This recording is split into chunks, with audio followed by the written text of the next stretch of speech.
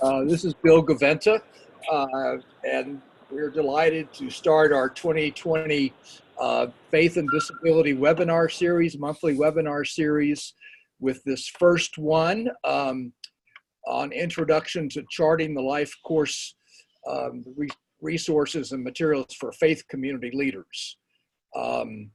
Tools to support people with disabilities and their families over the lifespan. Our presenters today are Sheli Reynolds and Jenny Hatfield-Callen, both from the University Center of Excellence in Developmental Disabilities at Kansas City, who are the Institute of Human Development, as they call it specifically. And the title of the program they're now working on is called Charting the LifeCourse Nexus. You'll see it in their logo. They are also, the two of them, on a high because the Chiefs are going to be in the Super Bowl. We've got excited experts and leaders here today to help us lead this national seminar. Okay, go ahead. As you may know, the vision and the mission of the collaborative is that people with disabilities and their families will have compelling opportunities and supports to develop and express their spirituality, engage in congregational life, and share their gifts and talents in ways that are personally valued and strengthen communities. And you can read the mission. The collaborative has been doing the webinar series, sessions at AUCD, and working on projects like putting faith to work, and a collaboration with the Institute of Theology and Disability, which is whose materials and videos are also on the website for the collaborative. Go ahead. A number of the University Centers of Excellence are core members of the network. We're gradually going to hopefully open this up to membership from other organizations as well. But this has primarily been a group of people who are connected to University Centers of Excellence in Developmental Disabilities, who are interested in exploring and supporting the ways that faith communities can support the spiritual lives of people with disabilities and their families, and not just faith communities.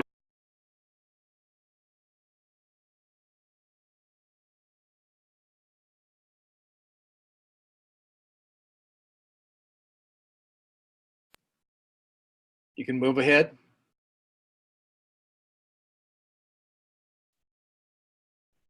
A few important notes just for the webinar. We're recording it, and it will be posted pretty quickly on the collaborative website. The PowerPoint from the presentation and links will also be posted. If you've got questions as we go along, use the chat box, and at the end, towards the end, I will moderate and share some of those questions with the presenters. Our time is brief, and so the presenters will be working on a fairly tight schedule, and we'll have some more information about upcoming webinars at the end of this webinar. Go ahead, please. And so let me, without further ado, introduce Sheli Reynolds and Jenny Hatfield-Callen. Thank you for being the leaders of this webinar, this first one of the 2020 series. Welcome. Great, thanks, Bill. So my name is Sheli Reynolds, and I just want to say welcome. Hi, I'm Jenny Hatfield-Callen. Welcome. So we're excited to spend the next 55 minutes with you. And so, as Bill said, he's kind of giving us this opportunity to provide an overview of the Charting the LifeCourse framework and tools. And with that, we will do that through the lens of really understanding kind of why we came up with it and how it applies to people with developmental disabilities, which was original focus, but then the application much broader than that. We will end it by Jenny providing some very specific examples of how you can utilize the framework and the tools within different faith-based communities. So it is kind of a really quick overview, and the idea is really kind of to introduce it to you and then hopefully provide you with other ideas and opportunities for digging in further. So just to kind of set the stage on really where this framework came from is we really think about all of the many things happening in the lives of people with disabilities and their families. And we know there's a higher demand for services, there's less money, the workforce has major issues, there's policy changes at the federal and the state level. But really what's driving many of these changes is around that expectations and the values and the culture that we have about people with disabilities in society and in their lives. We utilize a lot of visuals to kind of articulate this framework, and this was a visual that I tell everybody I could spend 2 hours on, and it really kind of serves as the basis for this entire thought process around the framework, but really kind of complements the work that you do within faith-based communities. As I tell people is that the circles on the left, thinking about any person, thinking about their family and friends in the next circle, and they exist within a community. And oftentimes when we start working with people with disabilities, we start moving to the circles on the right-hand side. And what those circles start doing for people with disabilities, I always say, unintentionally, we take a person with a disability, we think about their very specific support needs, and sometimes it's those support needs that actually become the thing that alienates them from their family, their friends, and their relationship. And so as we really look on the history of our field, and the history of services, and the history of really the specialized programming that we've created for people with disabilities, we start recognizing we need to think about doing things different. And how can we go about doing things in a way that doesn't create that sort of barrier to that life that we want for people with disabilities? So the circles on the right are really the visual vision that we have for the Charting the LifeCourse framework. And it's taking any person with or without a disability, thinking about them, thinking about their friends and their families, thinking about the community that they're a part of and that their membership in, and thinking about a way to provide integrated support to support them to be as inclusive as possible. And so that kind of serves as the overlying foundation of the work that we do. The other thing, and the reason why we came up with this framework, was that we recognize that as we work on policy, systems change, organizational change, practice change, and community-wide change, that we couldn't just keep making transitional changes, those sort of little incremental changes that start happening, but we really want to start sort of disrupting things and thinking about what is the underlying fundamental values, thinking, and beliefs, and how can we really kind of turn those assumptions upside down. And so we've built a lot of this really on that transformational change concept. As you may or may not know, the Charting the LifeCourse started out as a guiding principles for the National Community of Practice on Supporting Families, which started out with our state developmental disability service systems and our developmental disabilities councils. And those partnerships started in 6 states, but then evolved to now being a membership organization that is in 19 different states across the country. But Charting the LifeCourse isn't just limited to those states and to the community of practice. We have people utilizing the framework and now the tools and what is also starting to become promising practices in schools and foster care systems with people who are aging, people within faith-based communities. And so we've started to recognize that we've got to move this conceptual framework into some very practical application and some training for people. And that's really where we're at as a movement or an organization. There are many underlying frameworks that kind of guide this initial framework, and it's bringing together, I always tell people, the best of our theories and frameworks around social capital, person-centered practices, self-determination. And the idea is that this doesn't replace any of those, but it gives a way to kind of hang them all together and really help people organize and think about, problem solve, and plan for anything people do. We've started to use this framework not only working one-on-one with people that need this for planning, but we utilize the same framework with families and those in that support team. But we've also started using it for strategic organizational and systems and community needs. And we can take these exact same concepts that we use when we apply it at a personal level to really thinking about how we're strategically planning at an organizational level as well. So what have we learned so far, and kind of what has led us up to this is, you know, I've kind of mentioned people have learned about the framework, learned about the principles, and although this started with us thinking specifically around people with developmental disabilities, it's become what we call a universal human-centric framework that is being utilized by students going off to college, by families thinking about retirement, different organizations thinking about how they can use it with their boards and their committees. And so it's just been amazing over the last couple of years watching people kind of take the framework and its tools and apply it to whatever makes sense for them. So let's get started on that. So the our core belief of the Charting the LifeCourse framework is that all people have the right to live, love, work, and play, and pursue their life aspirations in the community. And when we set out to develop this core belief, what was important to us is that we were not establishing a framework that was for people with developmental disabilities, but rather for all people.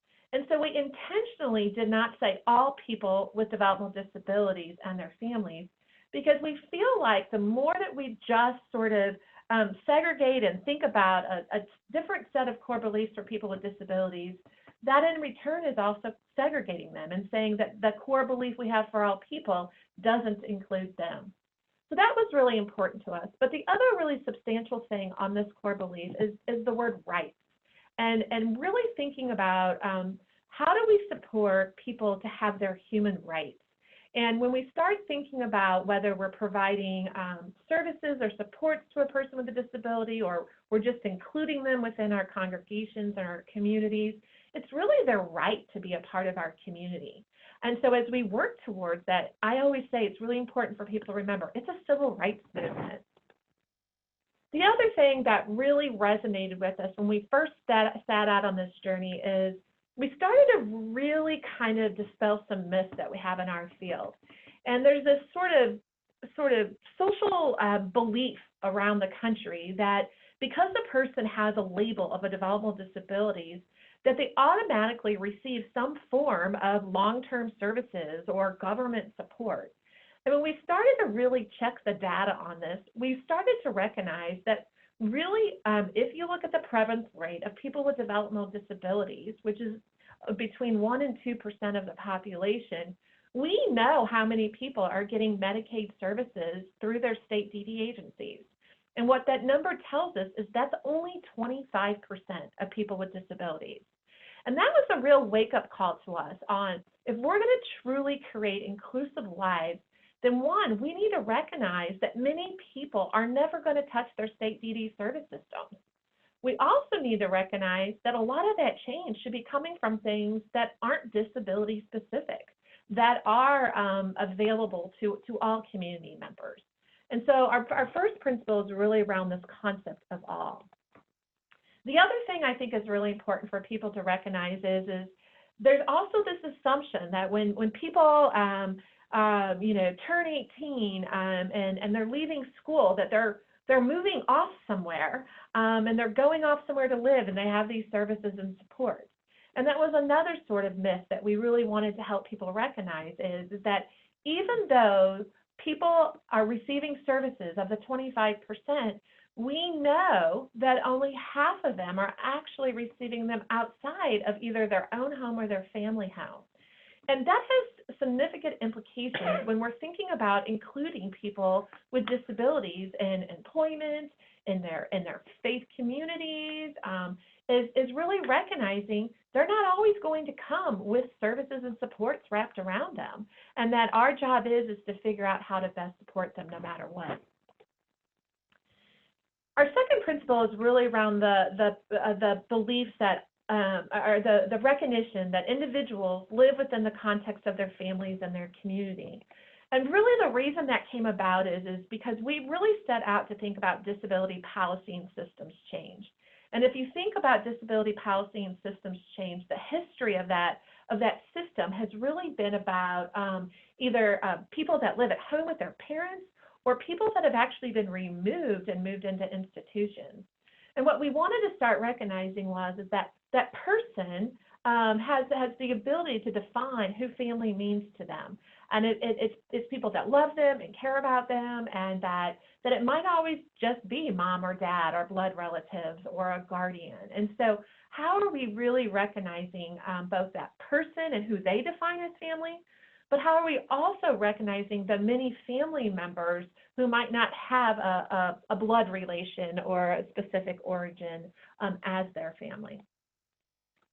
Within that sort of framework, we oftentimes dig in when we're having trainings on this to really get people to recognize is that, you know, when we think about a person with a disability, we often think about, like, how old are they? Are we talking about a teenager? Are we talking about somebody who is an adult? Are we talking about early childhood?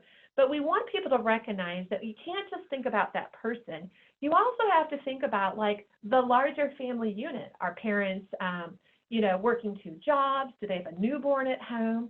Are these parents that are also taking care of their parents? Are they a sandwich generation? And so how do we use the framework to really help us understand the context of that person and family?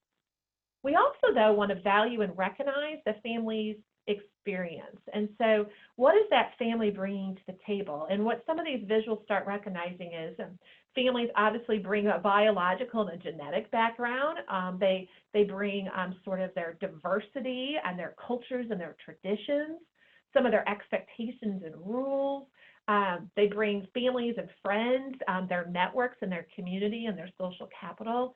I tell people that families also bring reputations with them, sometimes good, sometimes not so good. But we also know the context of the neighborhood. So maybe you grew up in a rural community, maybe you grew up in the city. And so a lot that we know about this person and supporting them is really kind of defined and understood by their family and who they are as an individual. But we also want to start recognizing the many roles of the family. And this isn't a disability issue, but we all play reciprocal roles in the lives of our family members. And those sort of ebb and flow throughout our entire lifespan. So, you know, I always talk about it. When we specifically are talking about a person with a disability, that concept around caring for becomes that primary focus. You know, who's going to take care of them day to day? What are going to be their financial means? How are they going to be included? Who's going to advocate for them? But oftentimes we leave out the most important part, and it's who knows them, who loves them, who's going to continue to give them a quality of life. And so when we start using this framework to plan and think, we're always kind of balancing both that caring about and that caring for a person with a disability. But we also need to start thinking about, well, what is it that they need?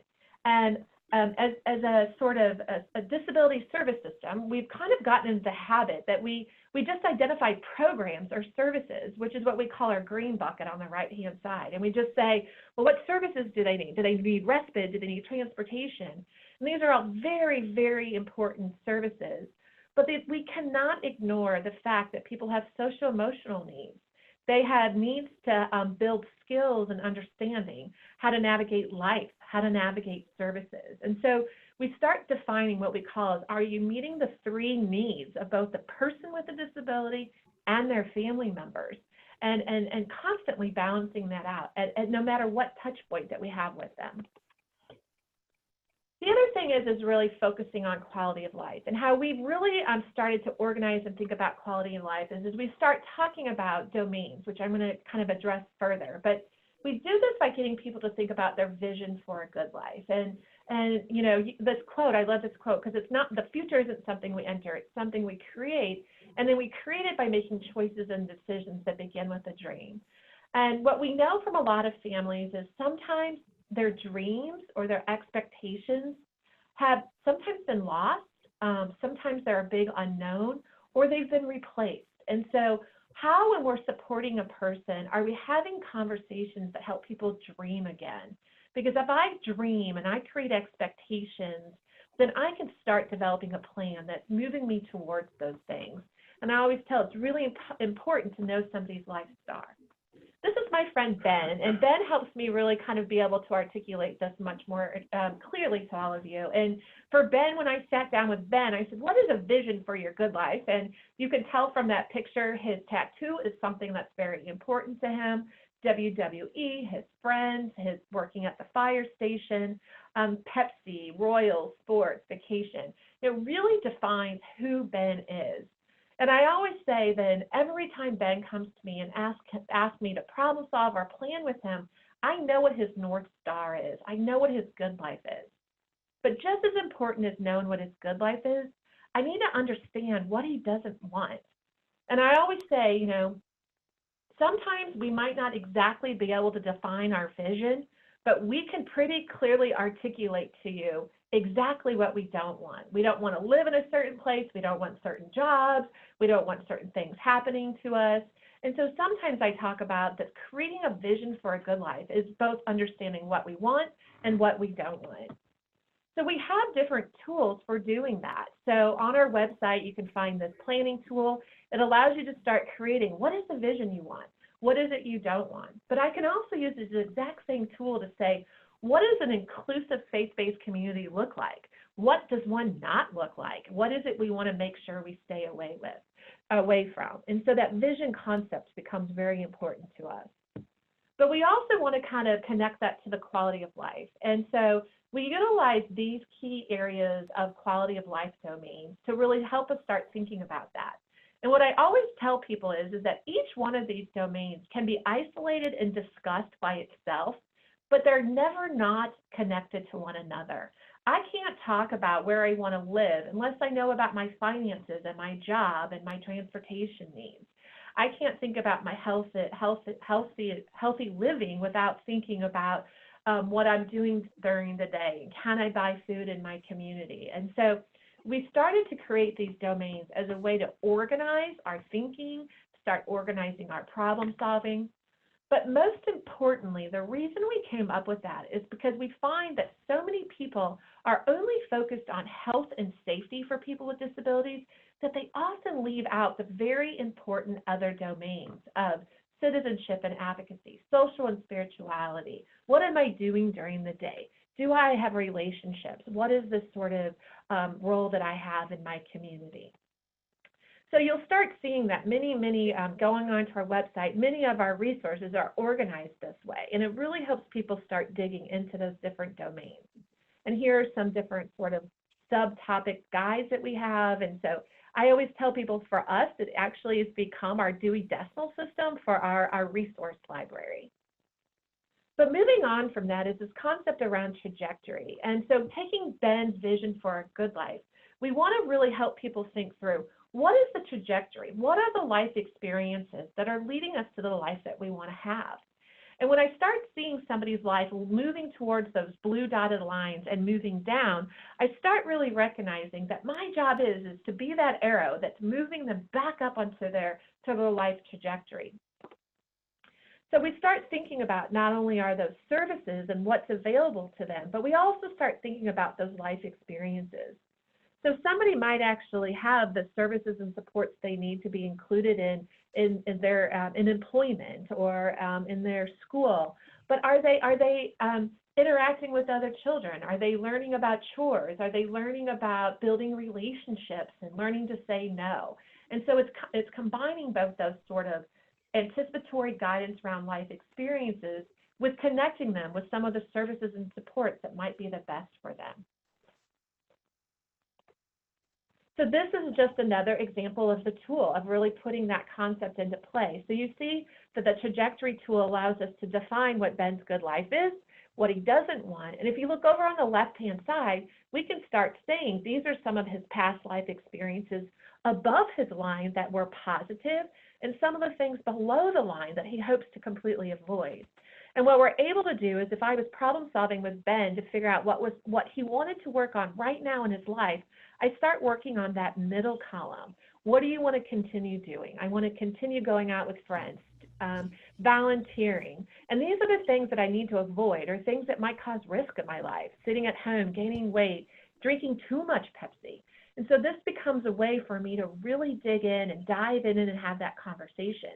Not only does it allow me to organize my conversation with Ben, but I can also produce it as a visual that Ben and his family can utilize to go figure out what the next steps are.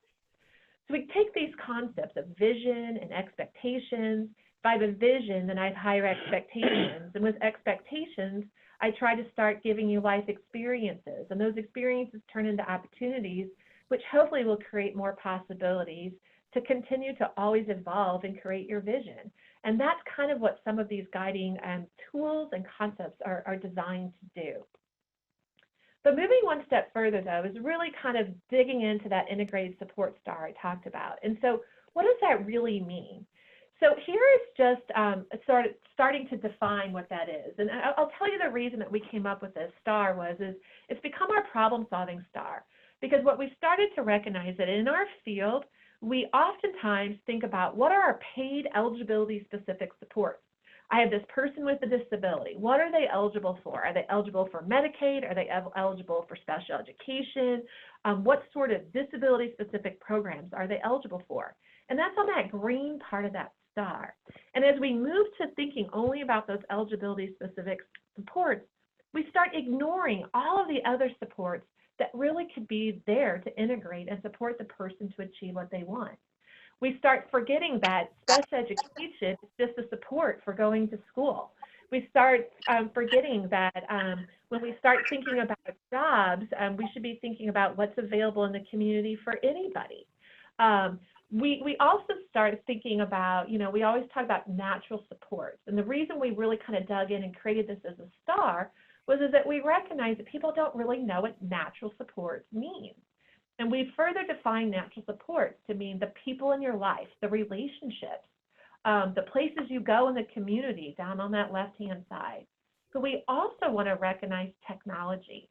And technology is important to all of our lives. Many of you probably have your cell phones with you. You got your computers up. You're on your phone. You probably use a microwave. We use all sorts of technology to get through our day-to-day life.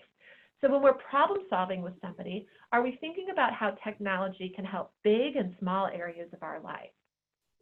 But at the top is really the most important part of the star is how are we, when we problem solve, how are we building on the resources, skills, and personal assets that that person's bringing to the table? And so the star becomes a way for us to say, what are your needs? I always tell people I put that at the center of the star, and I problem solve around each part of the star to really kind of keep building an integrated support and service plan for that person. And so when we start thinking about it, why do we do this? And I tell people that star should never just have one color in it. If I'm supporting a person with a disability and they're only receiving, they're living in a group home, they're only receiving, sheltered workshop or day hab services, they're only participating in Special Olympics, and they're only, socializing with people with other disabilities, I would call that a very green life. And our job is to figure out how are we creating other opportunities and other ways to support them to build relationships with family and friends, to utilize technology and utilize other parts of that community. But we also know that many people that might come to you with a disability, without a disability, they don't have access to any types of support. And maybe they are 100% reliant on a person, on their family members. We know that what I would call an all-purple life is what I would call also could take you in the direction you don't want. We know the stress that can play. We know all of the tension that relying only on one or two family members might have. So the star allows us, what I always say, to diversify our supports and diversify our problem-solving solutions. So for example, this is a little small, but when we first started working with Ben, safety was really important to them. And it was really important to them that they didn't just rush right into getting a guardian or have a guardian at all for Ben. And so we started to say, well, let's think about how every aspect of the star can really help you think about safety for Ben. They knew they were concerned about Ben making decisions that were legal, Ben making decisions that were financial, and some of his healthcare decisions. And so they wanted to brainstorm, how can we really do this? So we started to think about what's available in Ben's life right now. And we started with what can Ben do, or what does Ben need to work on? And then we moved to his relationships, who currently is in his life, and how can they help him when it comes to safety and security. But then we further thought about technology. What is he using now, and what might help him later in his life that we should teach him how to utilize and access? In the community, going down to the bottom left-hand side, can he use automatic bill pay? He goes to the library, he does direct deposit, but what are other things in the community we can build on? And then lastly, what are the paid disability supports that he might be accessing?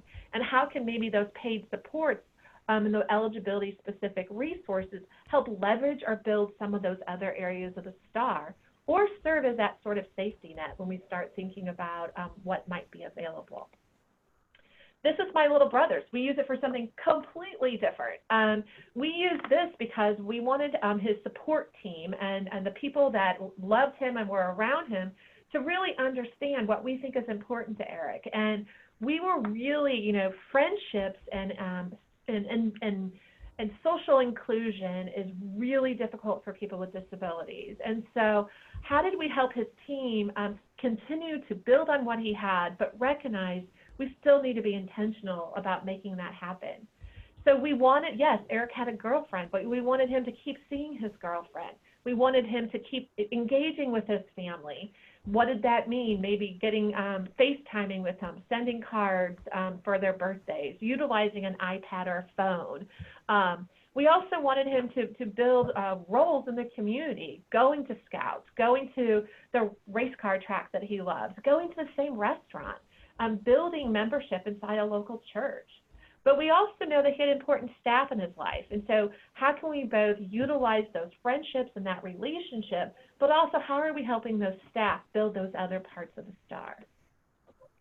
So for us, our last principle is really about how do we make sure that no matter what change that we do, at the person level, at the organizational level, at the community level, that it's always driven by what the person that we're focused on and their family wants. And so this is our reminder to constantly do that.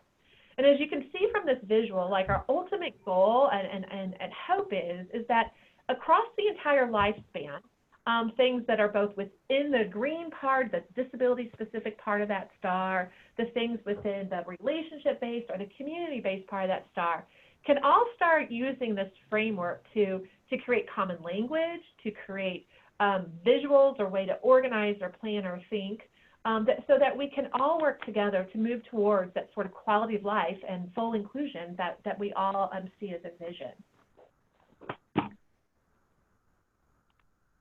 So with that, very, very quick overview of the LifeCourse framework and a little introduction into some of the tools. I'm going to pass it over to Jenny, who uses them daily in her job as an information and referral specialist, helping families and professionals problem solve and think through whatever reasons they call, but also in terms of her role, I'm really working with disability and faith-based organizations. Hi, folks. How are you?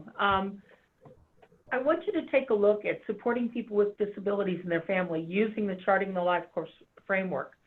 And we're going to talk a little about planning with persons with disabilities and their family, exploring their immediate needs, creating a specific plan. You remember Sheli talked about dream experiences, and this is one of the ways that you can use the Charting the LifeCourse tool to talk about get a family in there after they've been for a couple of Sundays, you've noticed them, they begin to see what goes on in your community. On a Saturday, whatever, get them together and say, now that you've met us, what would your dream experience be to include yourself or to include your family member within our faith community? And that could be done just discussing, and somebody else could sit by the side and fill out the trajectory. But also it could be used for creating a specific plan on how the individual will be included, to encourage independence, to help that individual maybe try something new, to share a responsibility with a family to encourage an individual to become more independent, or even to fill a void that the congregation may have, that this person may be absolutely perfect to fit right in. Because what you're looking at is the family working with the congregation and the individual working with the congregation. How can together they become an agent of change in life, both for that individual and in the life of the faith community? You can also use this to be a planning tool within the community, developing welcoming and accessibility strategies for now and for in the future, and developing organizational strategies for meeting needs, figuring out where you are right now in being a welcoming community, figuring out what you need to improve, and then what you hope for when you make those improvements. How are we going to grow? If we do this, this is what's created, and this is how we will grow. So actually, as a true planning tool, this is what we have now, this is what we need, and maybe even splitting that support star into a third, saying this is what we have now, this is what we need, and this is what we think it will bring us. I know it gets a little bit crowded, but you guys can make those really big, and you really don't have to have the tools. Use one, create a great big support star on a large piece of paper, and go from there. The other thing is, how can we use these tools for planning or problem solving with all members of the community? Life transitions or changes. I think this would be a great tool to use to sit down with a couple that's planning to get married and say, you know, use this. What do you think what do you want, what do you not want in married life? That would be a really good beginning for marriage counseling when you're preparing a couple to be married. Or sitting down with a family whose caregiving needs have all of a sudden become paramount in the family's life.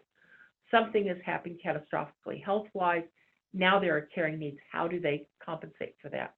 The other thing is planning for the end of life. I think we're getting better and better about being able to freely state what we want as life draws to a close. Getting help for an immediate need or a specific crisis, specific needs, and also planning for a faith-based event. I think those speak for themselves, but sometimes that might require a little bit of alternative planning for certain events. What do we need to change? What do we need to do? What do we need to do in the way of access? What do we need to do in the way of changing how we typically do things? Things like that. So those are the ways that I can think of that you can use these tools for planning or problem solving, even within the faith community for everyone.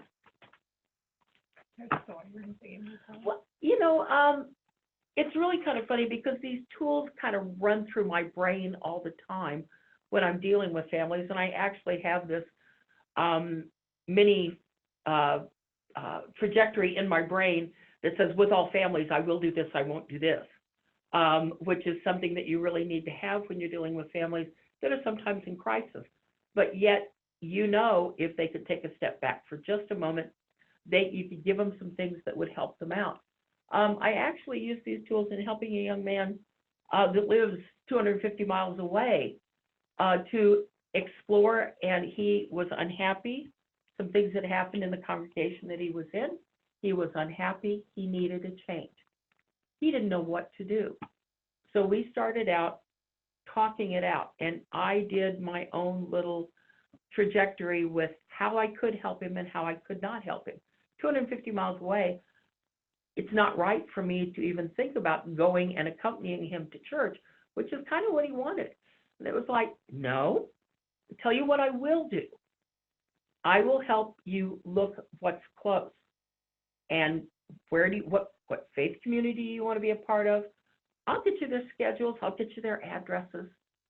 Let's see what you do from there. And we talked that out. And when he had gone a couple of Sundays, he called me back and said, and I said, well, tell me what you liked, tell me what you didn't like. So each group got their own trajectory of positives and negatives. And then he said, okay, I think I want to go here. And he started going, and then he called me back and said, I want to start a group for individuals with disabilities like there was at my own church. Can you help me? Well, let's talk about what you want to do. So we created, and my thing down on what I would not do was I would not go over there. But he was really scared to talk with the faith leader. And so what I said to him is, you know what, I'll save that hour out on my schedule. And I won't talk to anybody else, and I won't do anything except I'll be available if you call. And that's all he did. He knew I was there if he needed me. He called me 10 minutes after the meeting was over and told me everything that had happened. And I said, see, you were successful. This did work out. But I think the key for him was knowing that I was there if he needed me. I knew he didn't need me because he had made a lot of progress in becoming a part of that community. And he's now started a support group. And now I've made the commitment to him. Yes, now that everything's going, I'll come over and visit. Now's the time for me to go. I just have to find the right time to go on a Wednesday night, Shelley. So thank you, Jenny. And I also saw in the chat, Doris, I appreciate it. Doris was also pointing out that it's been utilized for working with people with dementia and life planning. And as you can also see, you can use it for lots of reasons, like migrating or relocations. There's really not an issue. They are not issue specific, and it's not target population specific. So sometimes I might be using it with a mom that's getting ready to go through a divorce and helping her think through what life will be like that. And so you can use it literally for any sort of life area, life stage, and life situation. So that's really kind of the beauty of it. This is just a really quick run through of the framework to kind of further reinforce it. The idea is it's always focused around a person and really understanding that person and their quality of life and the people within their life, the person within the context of their family.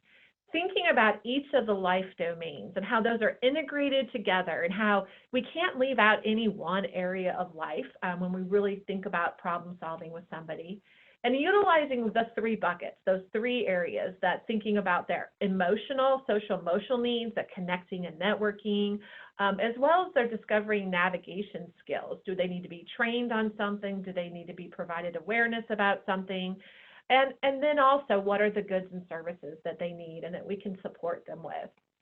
We also then think about it through the lens of the integrated support STAR. And are we making sure that we're not just focusing on one aspect of the STAR, but rather integrating all aspects of that STAR? And if somebody seems to be leaning towards only one area of the STAR, how are we helping them get into those other areas of support? We think about this across the trajectory, thinking about their vision for a good life, and we think about that across every stage of their life. And so it creates what we call our Charting the LifeCourse framework. So I see there's a question on there. Is this framework being utilized within the schools as part of transition planning, and how can that planning help reach community needs and serve youth aging out of schools? Yes, there are many schools across the country that are starting to learn about it and figure out different ways to utilize it. We assist those as we hear about them. And so, for example, some of the schools are using it to actually build problem solving and self-determination skills with a student, and then further to self-lead their transition planning meetings, and to then hopefully lead into developing that transition plan into real life. So email me if you want to know more about that, and I can connect you to some of those ideas and resources. This is our website. It is literally being completely rehauled, and hopefully within the next 2 or 3 weeks, after a year of working on it, it will become a user-friendly website. LifeCourse tools, we had no idea 6 years ago when we set up putting together a project that our key principles would turn into tools that people wanted to apply across many ways. So this website has a plethora of information that is not easily navigatable, but it's all there. So you can take a stab at finding different things, but some of the stuff I mentioned might not be on there yet. It's not exactly a place I would send a family to right away, but we are working in the direction to get there. We also we have a national showcase where last year about 400 people came from really all different disciplines. We had self-advocates and families and professionals. We had aging and early childhood. We had recreation. We had teachers. We had managed care organizations. We had systems change. All came together, and why we call it a showcase is it's really a community that we're forming across the country, trying to give people common language and different ways to really kind of think about really just like I said, a human-centric, inclusive framework. And so we invite you to come to that showcase. It's open to anybody. We will, that there's an opportunity there. We are also converting, I just had a question about our 19 states. We have another website called Supports to Families that currently houses those 19 states that we're in. I wish I had a map for you guys to let you know, but I'm not going to sit here and list them all for you. But even states that aren't in the community of practice, we have many contracts with other states and organizations. So, if you have a question for me, I love emails. Email me, ask if we're in your state or working with any partners, and I can connect you to that kind of thing as well. This PowerPoint and this obviously recording will be available. I can email this PowerPoint slide to anybody that wants it also. My email's wrong. And Jenny's email's wrong, so I'll fix that first. So I also see that Anne commented that she likes the idea of intentionally saying it's for all people when working on a statement of belonging as part of a committee. So we appreciate that validation as well. So I'm going to pass it over to Bill, who I believe can, and I can unlock, people can chat in questions, or I can even unlock all the mutes that I put everybody on. I think if I remember how to do that. Can you hear me? Yes. Great. Then one of the questions that was just there was another person from New Jersey, was whether there's a local partner there, or that somebody could visit or talk with some people who are trying to implement and use the family charting the life course materials. Yeah, New Jersey is one of our states, if I remember correctly, and their UCEDD is getting all of our states confused. We do a lot of stuff in that part of the country. So yes, I believe if you want to email me, I can connect you. Okay. One of the things that I think has been really, from what I've seen about this, and I hope that some of you will get on their website and look at some of the specific materials and resources they have, like ones that are kind of a person-centered approach, for instance, to employment, and helping people think through what they might like to do and ways that they can contribute and make a contribution to the wider community. But one of the things that I've really appreciated about the Charting the Life course is, in fact, that life course perspective and the life transitions. Because I think if you look at those transitions that they've outlined in thinking about over the course of somebody's life, there are ways that we congregations can support people every day, but being aware of particular kinds of issues and questions that may be coming up at those transitional periods and helping families plan for those could be really crucial. And I think there are crucial roles that faith communities can play in each of those transitions. I mean, for instance, ideally, a faith community is supportive to a family who just discovers that their child, or as a diagnosis on their child, or a child is born with a disability or something unexpected like that. Ideally, that community has been there for that family and been supportive with them as they begin to adjust to that new reality and what some people call the new normal for a family and them, and also then welcoming them and assuring that that child, as he or she grows, is going to be welcome into the nursery at church and into other programs with children. I mean, that, and for some faith communities, in fact, that a congregation can say, we will be there with you with that. That's a way of living out promises that a faith community sometimes make in some denominations to families at the time of baptism or of entry into a church. So I think looking over that course of the lifespan, in particular pastoral and congregational roles, could be really helpful. There's a second question here about multi-faith collaboratives working on this model. I don't know the answer to that. There are not many multi-faith collaboratives working together around the arena of disability, which is, I think, there are some in a few states in different places where, for instance, the Faith Inclusion Network in Eastern Virginia, there are some places where there are multi-faith collaboratives. I don't know that any of them have taken the Charting the LifeCourse materials and tried to help congregations learn more about them or how they might be more utilized.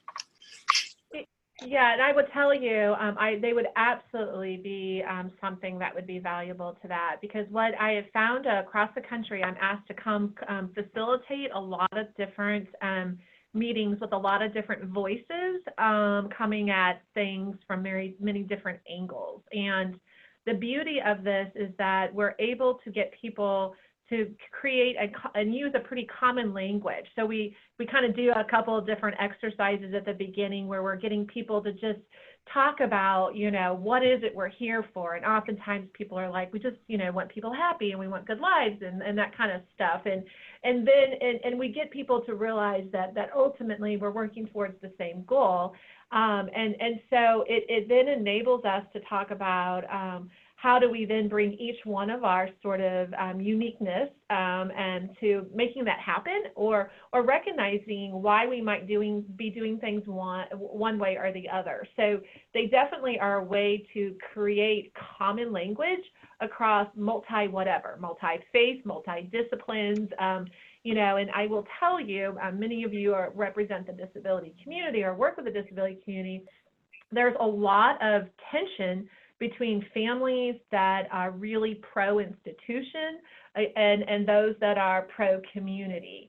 And I am a lot of times bringing those two groups of people together and really getting them to talk and dig into, but we really are all pro-good lives for the people we're thinking about. And so it creates this way for us to kind of neutralize and use this either at a group setting or even for conflict resolution when I'm sitting around with a mom and dad in a school and none of them are getting along. And I've used it to bring people together. Sheli, you see the other comment and question from Elizabeth Morgan, who's not in one of the states. So I think there's two parts to this question. Could you give us a brief idea about how in a state that is using it, how different agencies and organizations work together on this? And then secondly, who could Elizabeth talk to? Who should Elizabeth? Yeah, so I'm not sure what state Elizabeth's in, but I will tell you that either state service systems or different organizations use it different ways. So some state organizations use it as the lens for which they think through their policy changes. So the state of Indiana is writing a brand new waiver, and so they are making sure, and they're almost using it as their checks and balance. Does our waiver service delivery array account for every life domain? Does it account for supporting the person and their family? And so those principles become sort of this lens for making sure that whatever decisions are being made, that all of those things are being balanced. But then the other way that people are using it is different case managers or social workers are embedding it into their practice. And so it enables them to enhance their conversations as a skill set, but then some organizations are actually embedding it into their forms as we want you to fill out the 5 parts of the STAR because we want to make sure you're offering 5 types of support.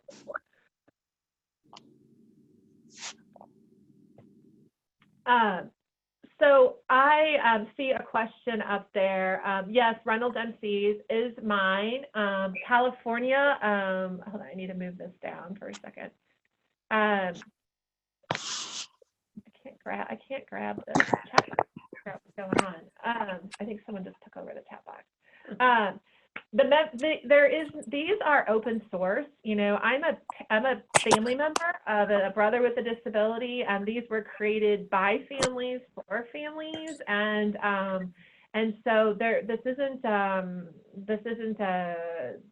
they're here for us to use as a community, learn from one another, share with one another. The idea is that you might go utilize them a different way, and you could share back with us or the larger community, either through doing your own webinar or sharing them in the showcase, or so they are available to everybody to get out there. I can't get up to that chat. Bill, if you can read what the... Bill, I can't get into the, okay, never mind. I got into it. I wanted to make sure there wasn't another question. California, Elizabeth. California, there has been a number of presentations that are just starting to happen out there. So I can connect you to some of the people. But UCLA has been doing an initiative with their promotoras and their family leaders to teach family leaders how to work with other family leaders utilizing these tools and resources. So that's one example out there. It looks like we lost Bill. So I'm going to go ahead and wrap it up just because I know we're getting close on time. If you have any questions, like I said, Jenny and I are absolutely available to, phone calls or conversations or emails. So definitely let us know about that. As you see here, there are other webinars. This was kicking this off, but there'll be another webinar in February and then also in March. So I think if you're on a listserv, you'll probably get information about these or find out about it different ways.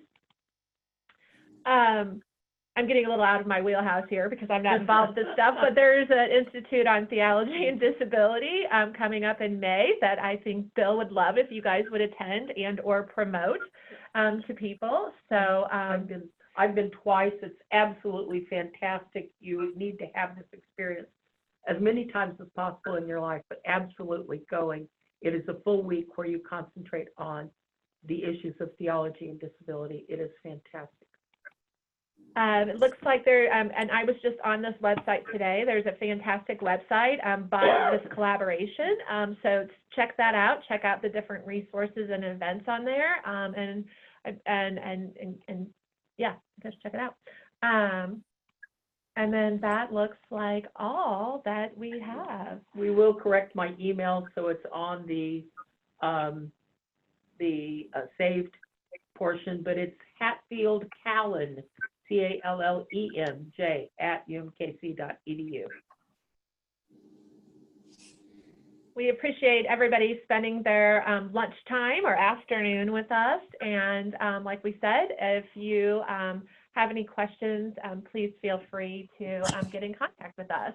And Bill Gaventa, thank you all. I'm just back on. I inadvertently hit the power cord and my computer died on me. Well, I did your other slides for you the best that I could.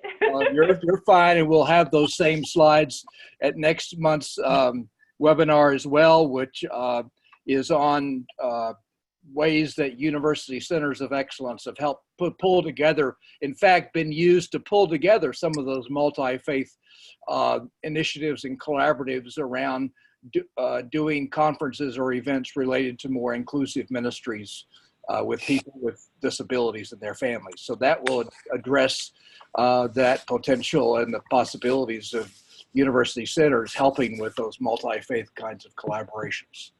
Thank you, Michelle. Thank you, Sheli, and Jenny, very much. It's been a delight to have you. I've been wanting to do this for a while, and we will look forward to hearing more from you. Great. Thanks for the opportunity. You guys have a great day. Take care. Bye-bye. Bye-bye. you